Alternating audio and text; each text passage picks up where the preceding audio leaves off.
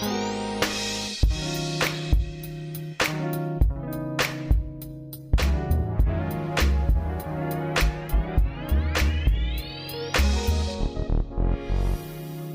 there. Welcome to this episode of Scouting for Growth. Our guest today is Colin Sanburg, a seasoned entrepreneur and the founder of FinElevate, an innovative strategic finance firm that is changing the game for small businesses. Colin's passion for demystifying small business finance and supporting fellow entrepreneurs stems from his own experience as a multi-business owner and CEO of manufacturing, distribution, and service companies. At the young age of 21, Colin took the reins of his family business, quickly realizing that it was a financial house of cards. Through grit and determination, he transformed the company and developed a keen understanding of the importance of financial focus in small businesses. Reinventing profits from his first venture, Colin went on to acquire several other businesses and real estate, cementing his expertise in the brick and mortar business world. However, Colin noticed a glaring gap in the market. While no middle market or large business survives without mastering its finances, very few small business owners are financially focused.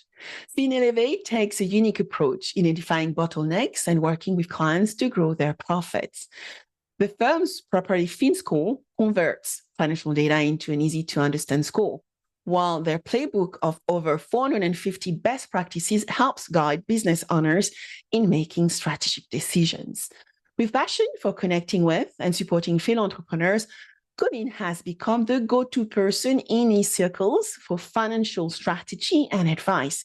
He even pursued an executive MBA to further enhance his skills and knowledge. So today we will dive into Colin's entrepreneurial journey, explore the challenges faced by small business owners, and learn how FinElevate is revolutionizing small business finance.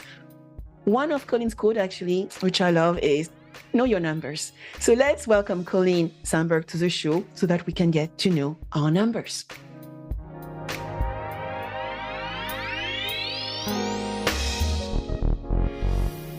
Hi, Colin. Thank you very much for joining me on Scouting for Growth. Yeah, thanks for having me.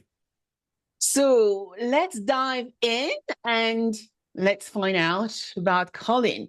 So tell us, Colin, where you come from, what do you do, what first caused you to appreciate the importance of finance for small business?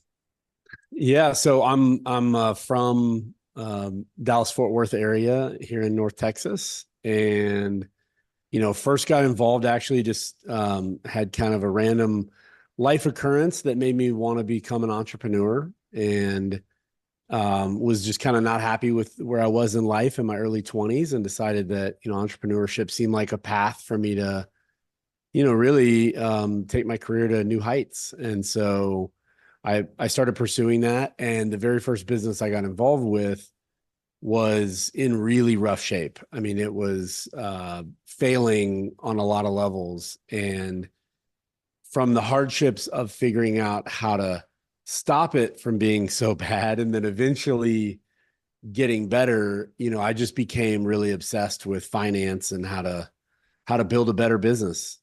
That's incredible. So what are some of the tough times that caused you to realize that your first business needed to step up financially and change a few things, I guess? Yeah, I always say that if there were, 10 things that could kill a company, we were doing like 9 out of 10. Oh, wow. We were a mess. I mean, we had, didn't have enough money in the bank to make payroll.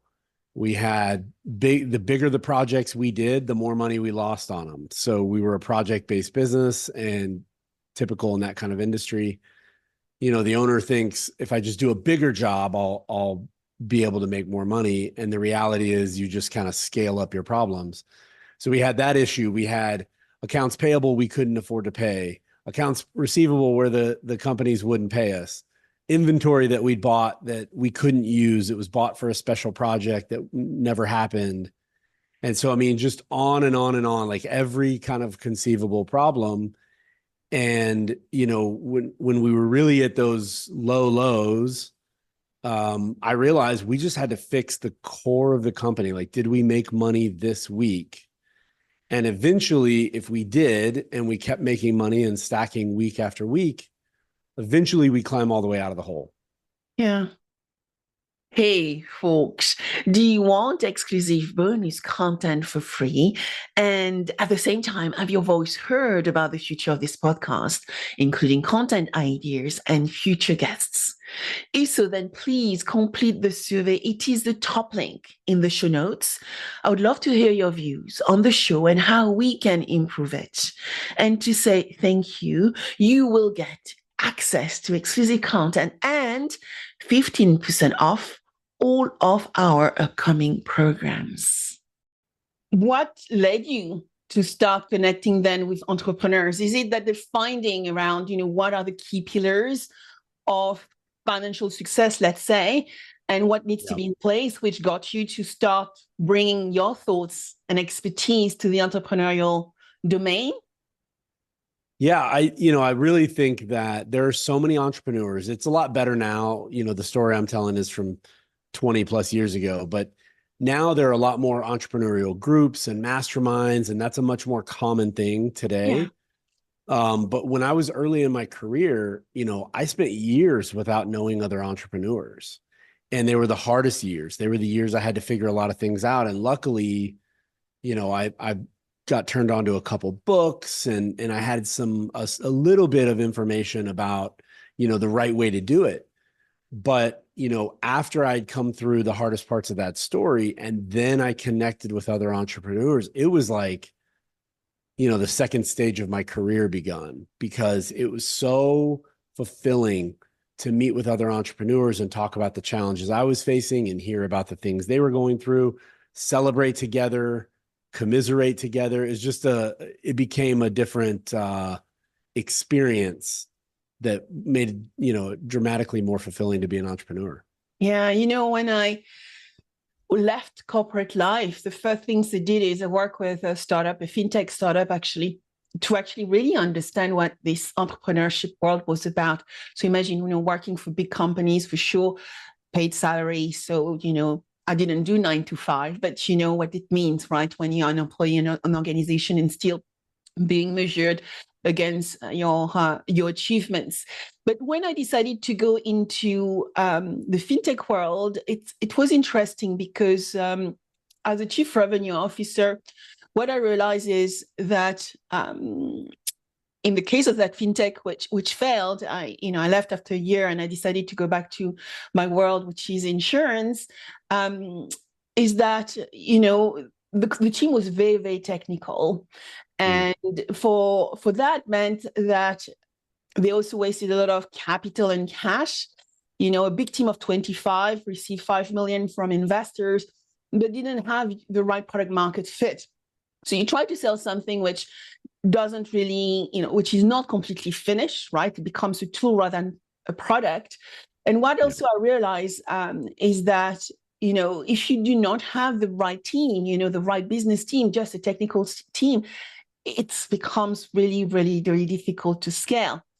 But then after that experience, I started running acceleration program. And so meeting with entrepreneurs. And what I find through that experience is you build a community of friends. You're harsh on them because I was running those acceleration programs, teaching them how to build a business model or a value proposition and get investment from some great European investors. But what you find, as you said, is you start building that community of like-minded people and they become your friend and you are with them for life. Some people call them my chickens, 150 of them. But that is crucial, right? Building a community. So how are you building your community today, actually, Colin? And what are the steps, you started implementing to help you get out of, if you don't mind me saying, of the ghetto? Yeah. So as far as building the community, I got turned on when I was probably 24, 25 years old to my first mastermind group. Somebody introduced me to the concept. And, being in a room full of 20 entrepreneurs was just completely new experience for me. And I felt I walked away, again, I was a kid. I was still trying to figure out what I was doing in this business that I was having to turn around. But I walked out of every meeting feeling like overwhelmed with how much knowledge and opportunity there was in that room and the mindset they had. It was just different. You get so trapped in a little bubble. We kind of sometimes think about bubbles as being like you're in a bubble that isolates you from some of the challenges going on around you.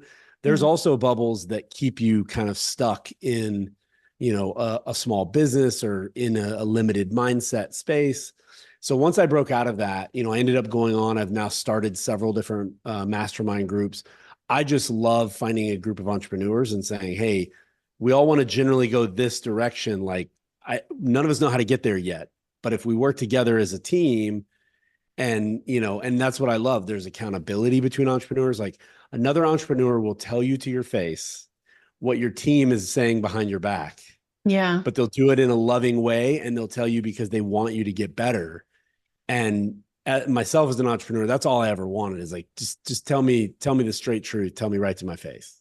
Yeah. And I think honesty, and today, I think the word authenticity has become, I think, far more important in the way we show up as well. Colin, I seen, last year, authenticity was the keyword of the year. Interesting enough, I didn't even think about it when I set up one of my mastermind with two friends of mine around building an authentic identity. Why? Because today, I think we need to mix our personal brand with our, I call it corporate or business brand. So you need to align the two. And some of the mastermind we run do not only bring tech founders, they actually bring corporate executives trying to define their own voice so that they could become better at their next job, which might be to become a CEO of a big company. So I read as well on your CV that you did an MBA whilst building your business. How did you do that? Because I could not have done the two. I did my MBA and I just focused on that. So tell us a little bit more about that. Yeah. So, about 5 years into the overall story of turning the business around, right around the time we dug out of the hole, but we weren't really ahead yet. I decided that I really wanted to pursue an MBA. And I told you I wasn't happy with where my life was at the beginning of the story. Well, that was the point where I was trying to go through night school to get my regular degree. And I ended up not ever making it all the way through. My career started to take off. I got really focused in this business. And so I'm a really odd person. I actually have an MBA, but I don't have an undergrad degree. And the way I managed to do that was I went to an MBA program, an executive MBA program. And I basically proposed to them, look, I've got all this life experience. I've accomplished these things. Here's what I've learned. I want you to consider that, proportional to me having an undergrad degree. And I talked my way into it, and they agreed. And they had me take the GMAT, and so the program I went to was an executive program. It was 1 Friday and 2 Saturdays a month, and so it was super intensive when we were in class, and obviously had things out studying and projects outside. But it was a tough 2 years, but I managed to make it through. Oh, congratulations. And yes, executive MBAs are, I think, amazing. My business school here in the UK, called Buyers Business School, as one of the top 10 executive MBA in Europe, actually. But I went for the long, every day going to school and studying at night. So I went for that version for, it was 12 months, and then you finish it really in 18 months because you have to do your thesis. And definitely, I agree. Great investment combined with the corporate life allows me, I think, today to be, I would say, a bit balanced when I think about entrepreneurship as well. So I want to know about FinElevate, right? Your unique approach and proposition. So how does your current business, FinElevate, change the game for small entrepreneurs or small business and entrepreneurs with right? You have very much a finance angle to your approach. Yeah, absolutely. So we're a fractional CFO service for entrepreneurs is the easiest way to describe it. But a lot of people, when they hear fractional CFO, what they're thinking is, some really experienced person who's kind of C-suite level, and Yeah. they're going to come and give me this big, complicated, 12-page plan of all the things I should be doing that I don't have time to do. That's not really a fit for entrepreneurs. What entrepreneurs want is, we want freedom. We want our business to do better than it ever has, while we're living a better lifestyle than we ever have. And it's so hard to pull off both of those. Mhm. And so what we do as a service is, we come in and we actually get in your business to help improve the business. So So again, we're you're an not just architect. bringing up, And yeah, we're not bringing a plan and saying good luck. We're getting involved in the business in a way that actually helps, improve your cash flow, improve your profitability, helps get you to your goal. And one of the most exciting parts is, we're actually training your leadership team. So a lot of times the entrepreneur is stuck in the finance seat because they're the only one who really understands what's going on. So we're actually working directly with the team to get them trained. It helps grow their career. And then one of the things it avoids is, I know, and I'm sure your experience as an entrepreneur, when you're telling the team, like, do this to improve and do this so that we can make more profit, the fear is always that the team's hearing, go make me more money. And so when we come in as a service, it's like, well, hey, to grow your career in the operations seat, or to grow your career in the sales seat, here's how you can actually make more progress to help the company be more successful. And that's going to grow you as well.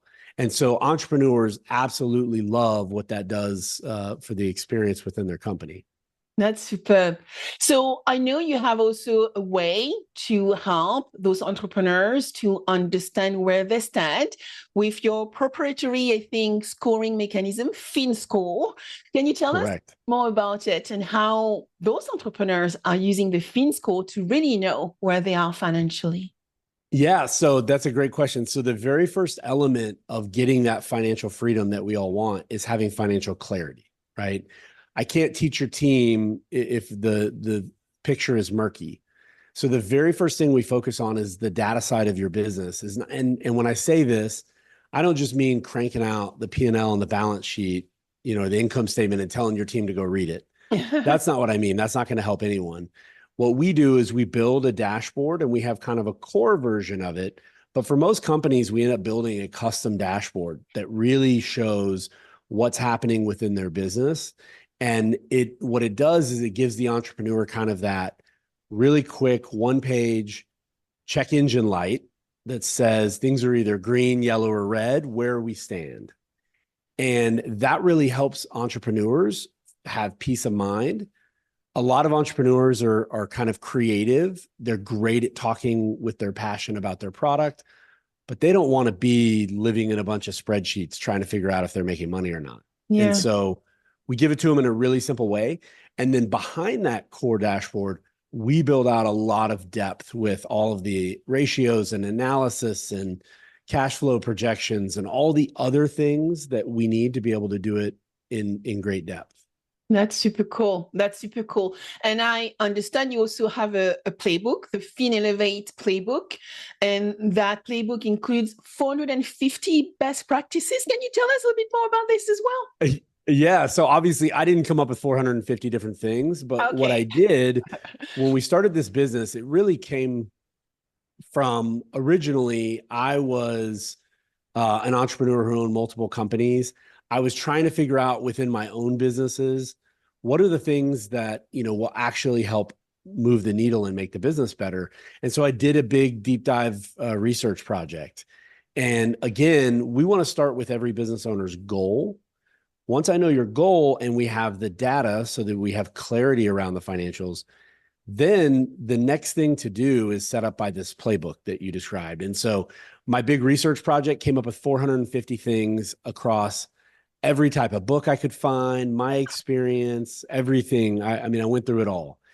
And the goal was not to try and do 450 things at once. Yeah. It's to have all 450 mapped out so that we know what the next thing to focus on. And the beauty is, by having a playbook, instead of us coming in and trying to tell you, like, we're going to come up with this custom 12-page plan just for your business, the reality is most businesses need to do some of the same things. Yeah. So we can train our team, we can get in your business. And instead of giving you a 12-page plan, we can say for the next quarter, we're going to focus on these two areas based on your goals and let's making progress. And so that's the way the playbook actually works in real life. That's superb. So in your experience, what are the key financial concepts we as small businesses, small business owners often struggle with? What do we need to think about, Colin? Yeah, one that I'll give you is one of our core elements of our FinScore, which is what I call the simple profit formula. Mm-hmm. I always say that you need to understand how your business makes money, and you could describe it on the back of a napkin. Like you could, if you were sitting at a hotel bar at a conference and somebody asked about your business, you could flip over a napkin and write down 4 or 5 things and say, this is how we actually make money. And what those come down to is just taking your P&L, which normally is 2 or 3 pages of all this detail. And anybody who's not a finance person looks at it and goes like, oh, it's too much going on there. We break it down into 5 numbers. We've got your revenue. We've got your sales and marketing. We've got what are your other cost of goods. And then we have labor and we have overhead. Yeah. And so by having it in such simple terms and looking at all of them, not just in numbers and dollar amounts, but looking at them in percentages. And so when we do that, it allows us to see the trend. Like maybe you've grown, but your cost of goods have grown faster. Maybe you've come down a little bit, but your overhead or your labor have not come down with what has happened with revenue. So by having that, we now have very simple, we don't get caught up in all the details. It gives us that check engine light where we can say, oh, that's where we need to focus our energy. Let's dive into that number. And then that's a format the whole team can understand. I can explain it to somebody in 5 minutes, even if they don't have a finance background. So it's a really, really simple tool. Yeah. But it's a great way to understand, like take all the complexity and boil it down to this. And if we know how this makes sense, then we can scale back up with all the detail. So it's interesting, actually, Colin, because today, with the past 3 years we've had, and partly 2023 here in United Kingdoms, a lot of startups have actually made a loss because not only, we are coming back from COVID, but last year was really bad year. And in addition to that, cost of living gone higher and the cost to our businesses, technology, all my suppliers have increased their cost. The cost to me by 20%. So how do you help young businesses actually forecast for this? Because I think a lot of businesses got hit last year because of changes economically and, people wondering where the market was going. Yeah. So, again, that's the perfect explanation. In the last 4 years, there's no way any person could predict all the things that are happening, right? We couldn't predict the impact of COVID.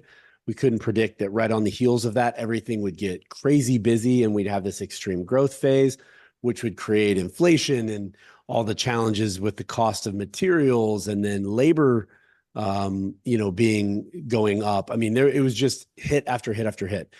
So no one can tell you that they can predict the future with a straight face. But what's beautiful about this is by having it in this simple format, it allows you to know immediately when something is not right. Okay. And so in a lot of those cases, what I've seen with some entrepreneurs is we're trying not to raise prices if we kind of quote, don't have to. The problem is all those costs are going up. And if we're not raising prices, we're not staying up with the market.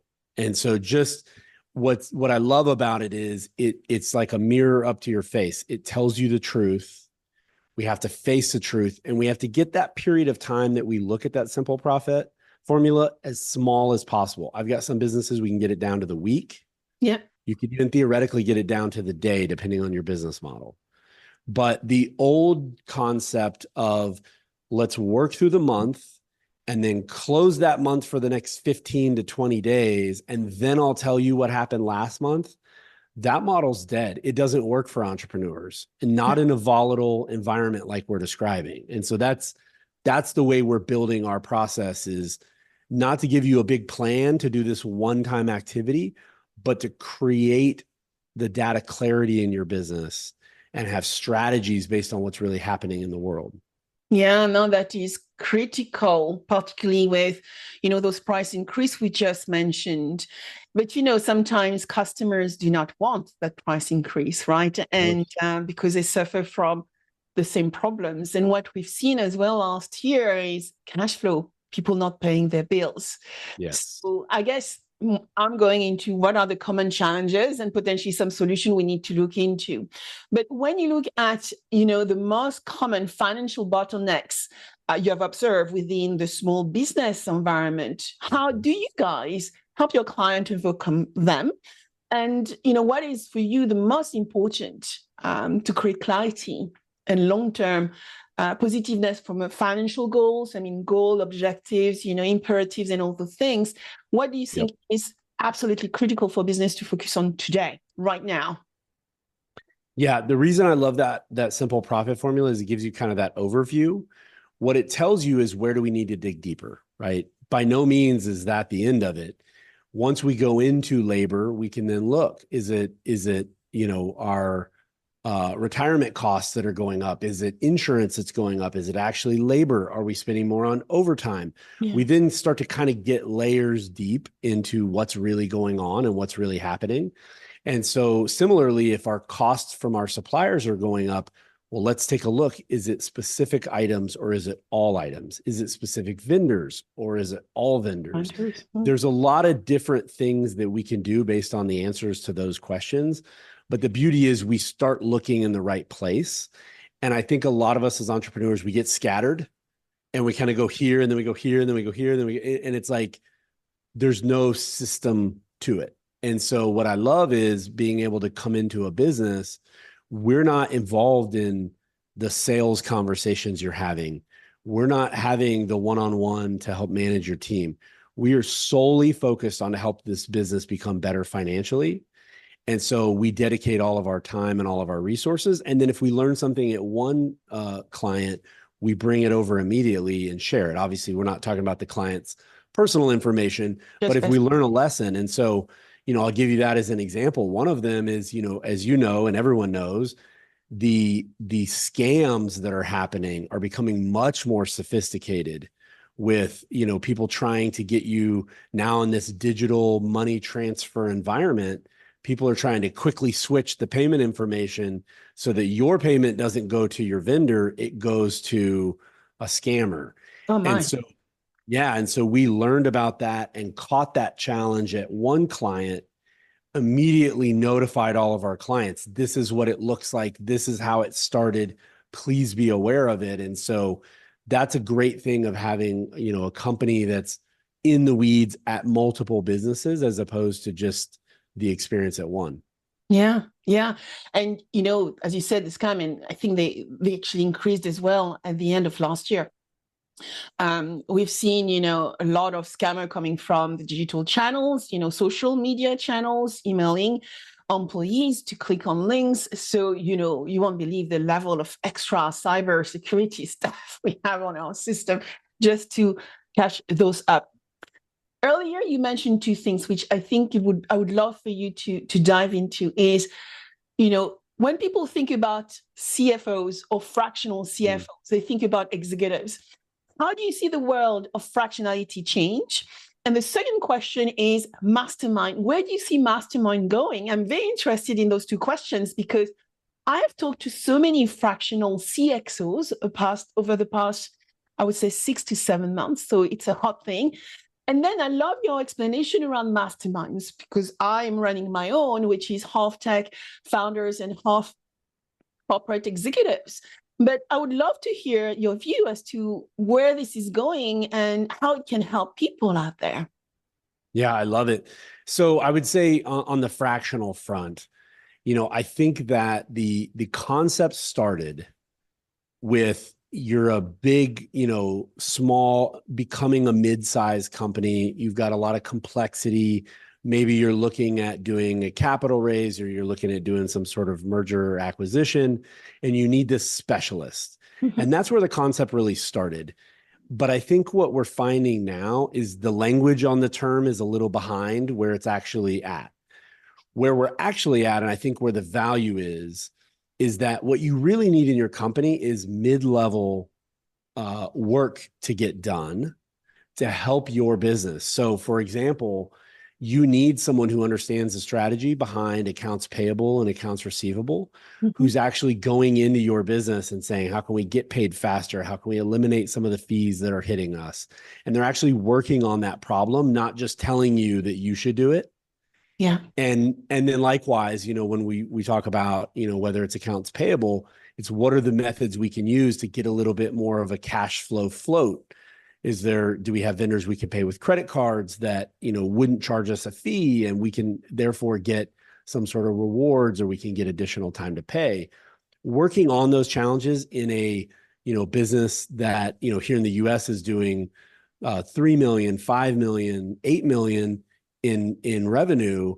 Those are huge. Those companies, as they're growing and scaling, they don't have time to focus on those types of projects. Yeah. But as you scale, those types of projects have a massive, massive impact. Yeah. And so that's what I'd say on the fractional space, is that we're pivoting toward, fractional help, not just a fractional executive. Yeah. And so that fractional help is specialized, but it's not so high level that it's somebody who won't get their hands dirty, right? We Somebody all to actually have to put our hands dirty nowadays, right? Yep. And then on the mastermind front, I love mastermind groups. It's something I've told every young person, every entrepreneur that I've come across, anybody who ever asks me or gives me the opportunity to talk about it is, and my kids have heard this, I don't care where you are in life. You need to find other people who want to get where you want to go, that you can go through that process with, because we learn so much from sharing. We learn so much from mentors, and we love so much from, people that we are mentoring. And so it doesn't matter the people you're surrounding yourself with. If you have common goals, it doesn't matter who's ahead of who in the journey. There's so much value from all the people. And it just becomes such a fulfilling relationship where they're not trying to get something from you. What I think we've finally broken through is what people used to call like a entrepreneur, sell stuff to each other, and that life's too short for that. There's other better ways to spend your time marketing. Find people that want you to win, and they don't want you to win by charging you money. They just want you to win. And so, I think that's where the mastermind groups hopefully are headed. And I think it's amazing. It's fantastic.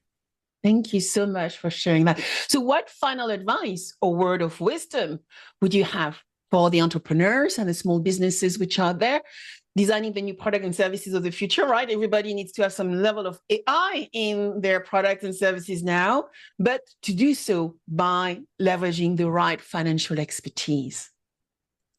Yeah, I would say, know your numbers and surround yourself with the right people. One of the things as you're scaling up as a business, one of the breakthrough elements that is always true is that when people talk about their path to success, they talk about the higher caliber of people that they started working with.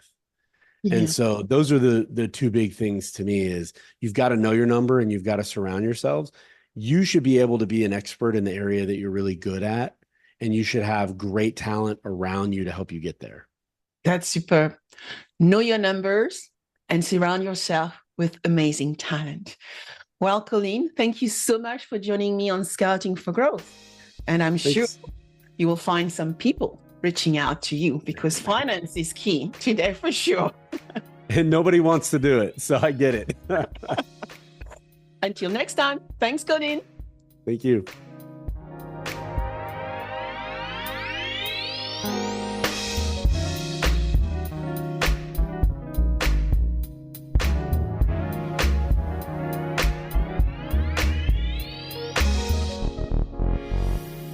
I hope you enjoyed this episode of Scouting for Growth. Please subscribe, share with friends, and leave a 5-star rating. Your rating is so valuable. I review all of them, and my team help me adapt content to meet your needs. Also, connect with me on my preferred channels. I am a B2B growth expert, so you will find me on LinkedIn, Instagram, and Threads, and X as well as Blue Sky. All information available below. Until next, keep scouting for growth.